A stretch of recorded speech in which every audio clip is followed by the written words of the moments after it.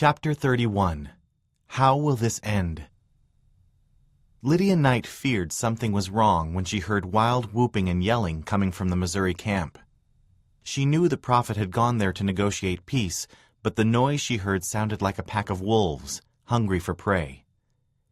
Gazing anxiously out the window, Lydia saw her husband running toward the house. "Pray as you never prayed before," Newell told her. The militia had captured the prophet. Lydia felt weak.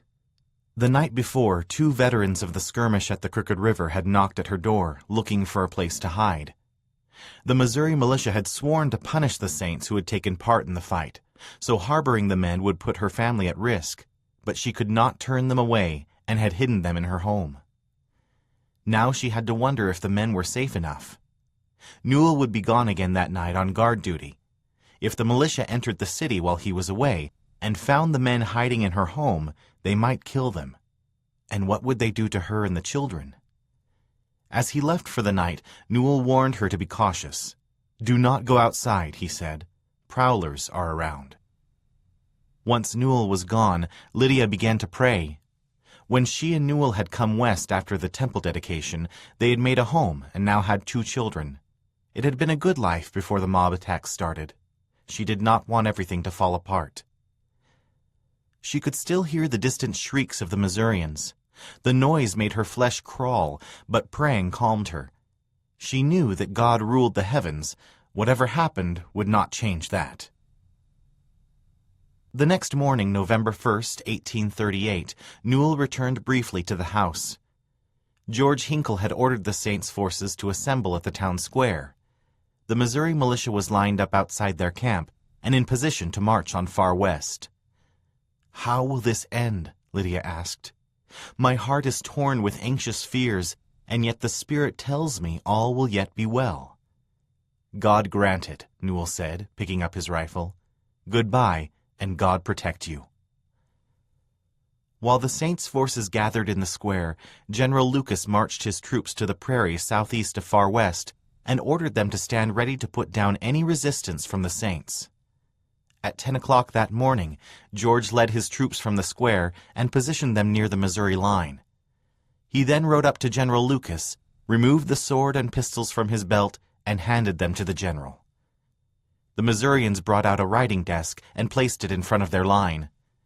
George rode back to his men and ordered the Saints to approach the desk, one by one, and surrender their weapons to a pair of Missouri militia clerks. Surrounded and vastly outnumbered, Newell and the Saints had little choice but to comply. When his turn came to surrender his gun, Newell strode up to the desk and glared at General Lucas. "Sir, my rifle is my own private property," he said. "No one has a right to demand it from me." "Lay down your arms," said the general, "or I will have you shot." Furious, Newell gave up his rifle and returned to the ranks. After every saint had been disarmed, the city stood defenseless. General Lucas marched the Saints' forces back into Far West and held them as prisoners on the town square. He then ordered his troops to seize the city. The Missouri militia wasted little time breaking into houses and tents, rummaging through chests and barrels, and searching for weapons and valuables. They carried off bedding, clothes, food, and money. Some built bonfires from house logs, fence rails, and barns. Others shot cattle, sheep, and hogs, and left them to die in the streets. At the night house, Lydia braced herself as 3 militiamen approached the door. "Have you any men in the house?" one of them demanded. "You have our men under guard," Lydia said, blocking the way to her home. If she let him inside, he would find the men she was hiding. "Have you any arms in the house?" he asked. "My husband took his rifle with him," Lydia said. Behind her, the children started to cry, frightened at the sight of the stranger. Drawing up her courage, Lydia turned back to the man. "Go away," she shouted. "Do you not see how frightened my little ones are?" "Well," the man said, "have you no men or arms in the house?" "I tell you again," Lydia said, "my husband is a prisoner on the square, and he took his rifle with him." The man grumbled and stormed off with the others. Lydia went back into her house. She was trembling, but the militiamen were gone, and everyone in her house was safe. At the town square, under heavy guard with the rest of the Saints' troops, Heber Kimball heard a familiar voice call his name. Looking up, he saw William McClellan, the former apostle, coming toward him. William was dressed in a hat and shirt decorated with garish red patches. "Brother Heber," William said, "what do you think of Joseph Smith, the fallen prophet, now?" William had a group of soldiers with him. They had been moving from house to house, plundering the town at will. "Look and see yourself," William went on.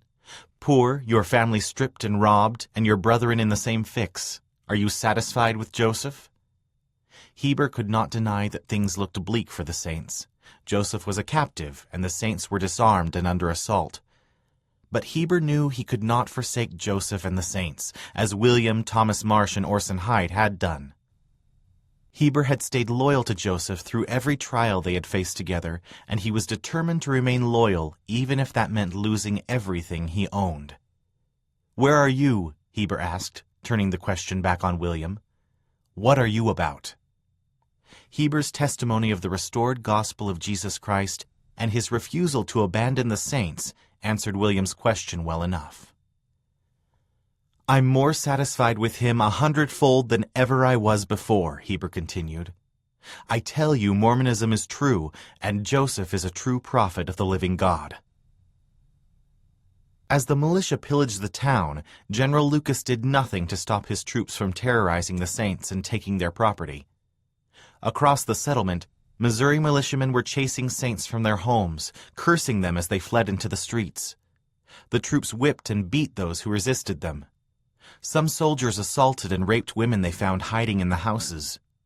General Lucas believed the Saints were guilty of insurrection, and he wanted them to pay for their actions and feel the power of his army. Throughout the day, Lucas's officers rounded up more church leaders.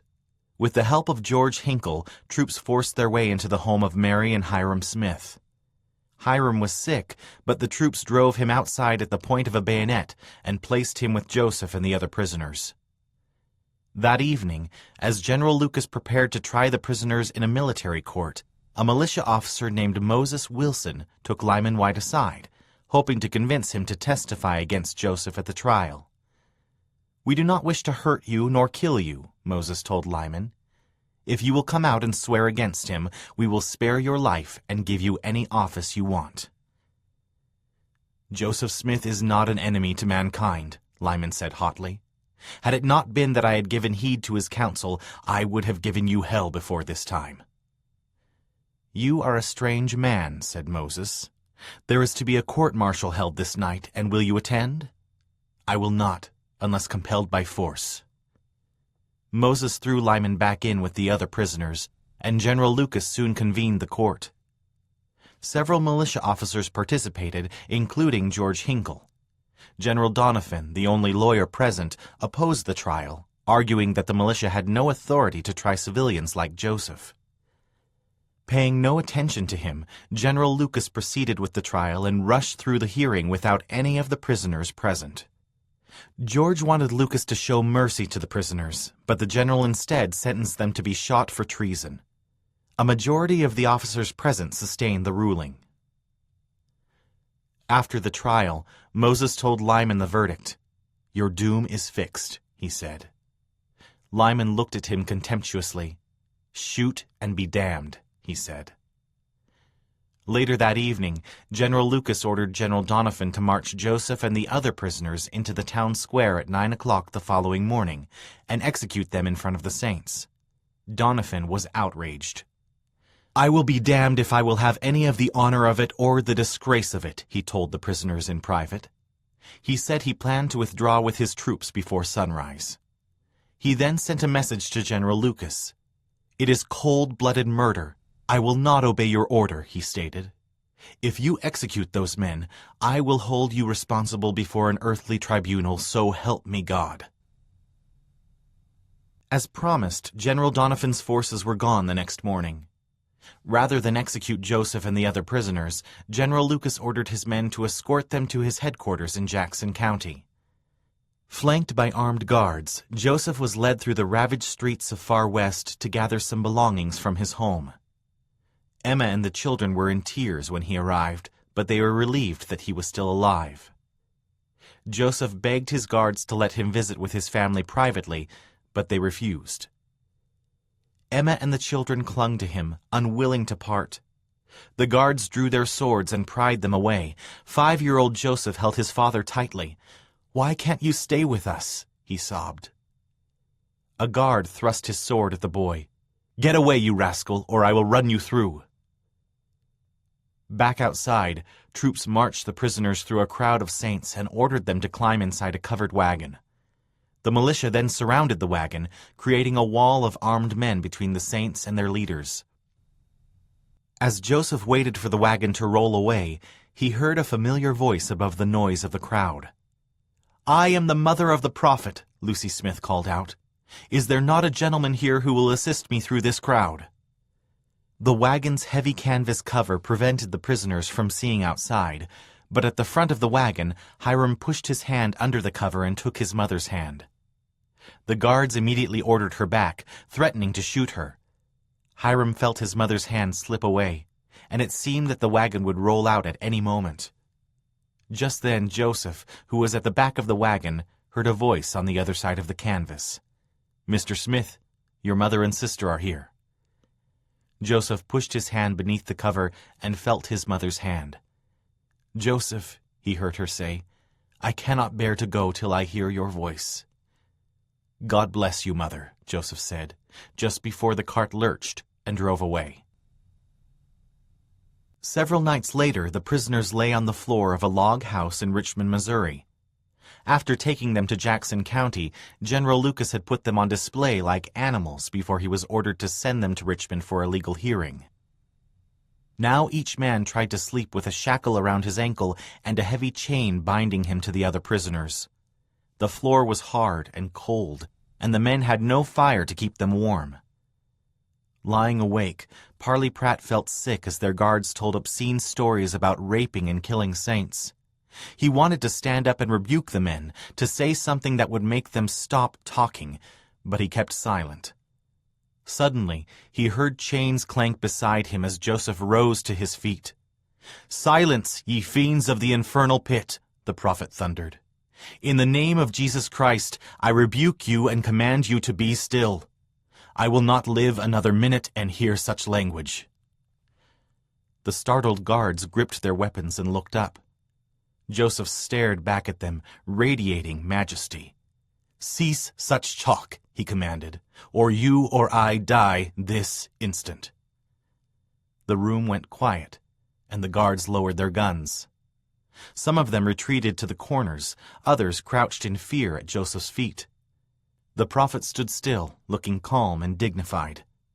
The guards begged his pardon and fell silent until their replacements came. On November 12, 1838, Joseph and more than 60 other saints were taken to the Richmond courthouse to determine if there was enough evidence to try them on charges of treason, murder, arson, robbery, burglary, and larceny. The judge, Austin King, would decide if the prisoners would go to trial. The hearing lasted for more than 2 weeks. The star witness against Joseph was Samson Avard, who had been a Danite leader. During the siege of Far West, Samson had tried to flee Missouri, but the militia had captured him and threatened to prosecute him if he refused to testify against the prisoners. Eager to save himself, Samson claimed that everything he had done as a Danite had been done under orders from Joseph. He testified that Joseph believed it was the will of God for the saints to fight for their rights against the governments of Missouri and the nation. Samson also said that Joseph believed the church was like the stone spoken of by Daniel in the Old Testament, which would fill the earth and consume its kingdoms. Alarmed, Judge King questioned Joseph about Daniel's prophecy, and Joseph testified that he believed it. "Write that down," the judge told his clerk. "It is a strong point for treason." Joseph's attorney objected. "Judge," he said, "you had better make the Bible treason." The prosecution called more than 40 witnesses to testify against the prisoners, including several former church leaders. Afraid of being prosecuted themselves, John Corrill, William Phelps, John Whitmer, and others had struck a deal with the state of Missouri to testify against Joseph in exchange for their own freedom. Under oath, they described outrages they had witnessed during the conflict, and all of them blamed Joseph. The saints' defense, meanwhile, consisted of a few witnesses who did little to sway the judge's opinion. Other witnesses could have testified in Joseph's behalf, but they were harassed or scared away from the courtroom. By the time the hearing was over, 5 saints, including Parley Pratt, were jailed in Richmond to await trial on murder charges related to the fight at Crooked River. Those who remained, Joseph and Hiram Smith, Sidney Rigdon, Lyman White, Caleb Baldwin, and Alexander McRae, were transferred to a jail in a town called Liberty to await trial on charges of treason.